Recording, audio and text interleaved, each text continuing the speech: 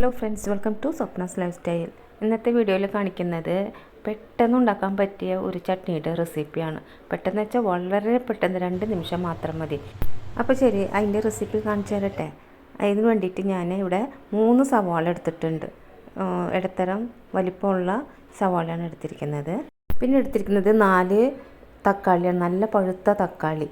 ഇനി എരിവിന് വേണ്ടിയിട്ട് ഇതിൽ 6 പച്ചമുളക് ഞാൻ ചേർക്കുന്നുണ്ട്. ഈ പച്ചമുളകിന് അത്ര എരിവില്ല, അതുകൊണ്ടാണ് ഞാൻ 6 എടുത്തിരിക്കുന്നത്. നിങ്ങൾ എടുക്കുമ്പോൾ അത് ശ്രദ്ധിച്ച് എടുക്കുക. അത്രയുള്ള ചേരുവകൾ.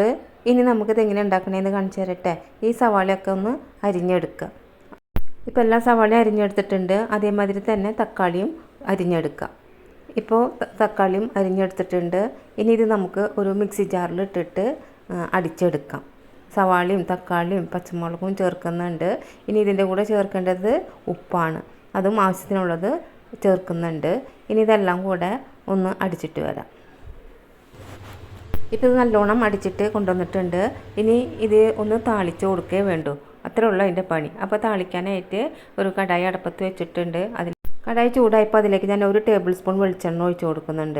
വെളിച്ചെണ്ണ ചൂടായപ്പോൾ അതിലേക്ക് ഒരു ടേബിൾ സ്പൂണ് കടുക് ഇട്ട് കൊടുക്കുന്നുണ്ട്. കടുക് പൊട്ടിയതിന് ശേഷം കറിവേപ്പില ഇട്ട് കൊടുക്കുന്നുണ്ട്.